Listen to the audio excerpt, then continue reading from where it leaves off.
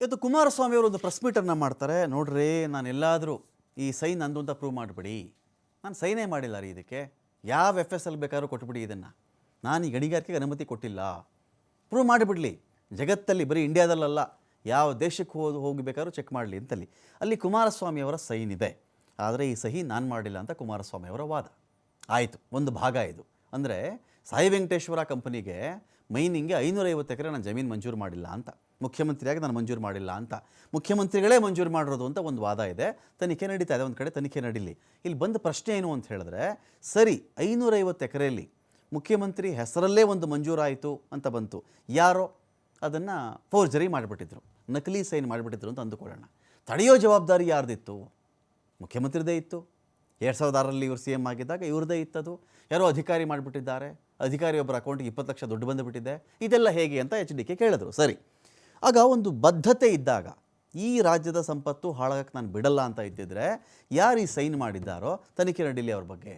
ನಾನು ಪರ್ಮಿಷನ್ ಕೊಟ್ಟಿಲ್ಲ ಅಂದರೆ ಒಂದು ರಾಜ್ಯದ ಮುಖ್ಯಮಂತ್ರಿ ಹೆಸರಲ್ಲಿ ಯಾರೋ ಸೈನ್ ಮಾಡಿಬಿಟ್ಟು ಅನುಮತಿ ಕೊಡೋಕ್ಕಾಗುತ್ತಾ?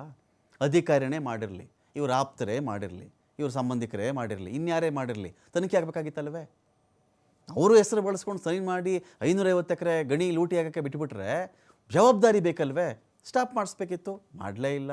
ಗಣಿಗಾರಿಕೆನೂ ಆಯಿತು, ಬೆಟ್ಟ ಗುಡ್ಡಗಳೆಲ್ಲ ಪ್ರಪಾತಗಳು ಆಗಿಬಿಟ್ವು. ಈಗ ಸುಮಾರು 18 ವರ್ಷ ಆದಮೇಲೆ HDK ಅವರು ಎದ್ದು ಬಂದುಬಿಟ್ಟು, ನೋಡ್ರಿ ಈ ಸೈನ್ ಇವಾಗ ತನಿಖೆ ಕೊಡಿ, ಆ ಲ್ಯಾಬ್ ಕಳಿಸಿ, ಈ ಲ್ಯಾಬ್ ಕಳಿಸಿ ಅಂತಿದ್ದಾರಲ್ಲ, ಇದನ್ನು Day 1 ಗೊತ್ತಾಯ್ತಲ್ಲ, ಇದೊಂದು ಕೊಟ್ಟಿದ್ದಾರಂತೆ ಇವರು ಅಂತ ಬಂದಾಗ ಅವತ್ತೇ ಎಲ್ಲರೂ ಒಳಗಡೆ ಹಾಕ್ಸಿದ್ದಿದ್ರೆ, ಅಕಸ್ಮಾತ್ ಇವ್ರು ಸೈನ್ ಮಾಡದೇ ಇದ್ದರೆ ಒಳಗಡೆ ಹಾಕ್ಸಿದ್ದಿದ್ರೆ ಆ ಭೂಮಿ ಉಳ್ಕೊಳ್ಳೋದು, 550 ಎಕರೆ ಜಾಗ ಉಳ್ಕೊಳ್ಳೋದು, ರಾಯಧನ ಬರೋದು, ನಮ್ಮ ಸಂಪತ್ತು ಉಳಿಯೋದು, ಅಕ್ರಮ ತಪ್ಪಿಸ್ಬೋದಾಗಿತ್ತು, ಜೀವ ವೈವಿಧ್ಯತೆಯನ್ನು ಕಾಪಾಡಬಹುದಾಗಿತ್ತು, ಪರಿಸರ ಮಾಲಿನ್ಯ ತಪ್ಪಿಸ್ಬೋದಾಗಿತ್ತು, ಅರಣ್ಯ ಉಳಿಸ್ಬಹುದಾಗಿತ್ತು, ಜಲಮಾಲಿನ್ಯ ತಪ್ಪಿಸ್ಬೋದಾಗಿತ್ತಲ್ವೇ? ಅದೇನು ಮಾಡದೆ ಇವತ್ತಿಗೆ ಈ ಥರ ಮಾತಾಡ್ತಾ ಇದ್ದಾರೆ. ಇದಾದ ಮೇಲೆ ಇದಕ್ಕಿಂತ ಮುಂಚೆ ಒಂದು ವಿಚಾರ ಇತ್ತು. HD ಕುಮಾರಸ್ವಾಮಿ ಅವರು ಅವತ್ತು ಹೇಳಿದ್ದೇ ಒಂದು, ಮಾಡಿದ್ದೇ ಒಂದ ಅಂತ. ಈ ಹಿಂದೆ ಇದೇ HD ಕುಮಾರಸ್ವಾಮಿ ಅವರು ವಿರೋಧ ಪಕ್ಷದಲ್ಲಿದ್ದಾಗ ಏನು ಹೇಳಿದರು?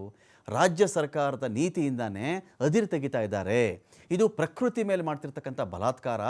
ಗಣಿ ಸ್ಥಳಗಳಲ್ಲಿ ಕುಮಾರಸ್ವಾಮಿ ಎಲ್ಲೆಲ್ಲಿ ಗಣಿ ಇದೆಯೋ ಅಲ್ಲಿ ಕುಮಾರಸ್ವಾಮಿ ಮತ್ತು ಪಾರ್ವತಿ ದೇವಿಯ ದೇವಸ್ಥಾನ ಇದೆ, ಆ ದೇವಸ್ಥಾನನೇ ಹಾಳು ಮಾಡಿಬಿಡ್ತಾರಲ್ಲಪ್ಪ. ಅದಿರು ತೆಗಿಯೋಕ್ಕೆ ಅಂತ ಹೋದರೆ ಇಲ್ಲಿನ ದೇವಸ್ಥಾನವೇ ನಾಶವಾಗಿಬಿಡುತ್ತೆ.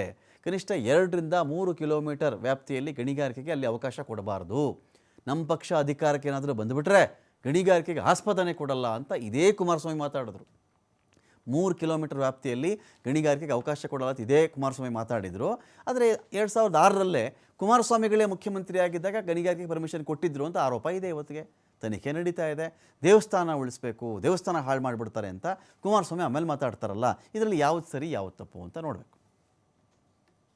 ಭಾಗದಲ್ಲಿ ಸುಮಾರು 1300 ವರ್ಷಗಳ ಇತಿಹಾಸ ಇರತಕ್ಕಂಥ ಚಾಲುಕ್ಯರ ಆಳ್ವಿಕೆಯಲ್ಲಿ ಈ ಒಂದು ಭಾಗದಲ್ಲಿ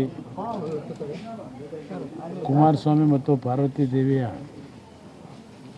ದೇವಸ್ಥಾನದ ಕಟ್ಟಡ ಏನಿದೆ, ಇಲ್ಲಿ ಇತ್ತೀಚಿನ ಒಂದು ರಾಜ್ಯ ಸರ್ಕಾರದ ಕೆಲವು ನೀತಿಗಳಿಂದ ಅದನ್ನು ತೆಗೀತಕ್ಕಂಥ ಒಂದು ತೀರ್ಮಾನಗಳಾದ ಮೇಲೆ ಈ ಭಾಗದ ಒಂದು ಪ್ರಕೃತಿಯ ಮೇಲೆ ಆಗಿರತಕ್ಕಂಥ ಒಂದು ಬಲಾತ್ಕಾರ ಅಂತಕ್ಕಂಥ ಹೇಳಲಿಕ್ಕೆ ಬಯಸ್ತೇನೆ.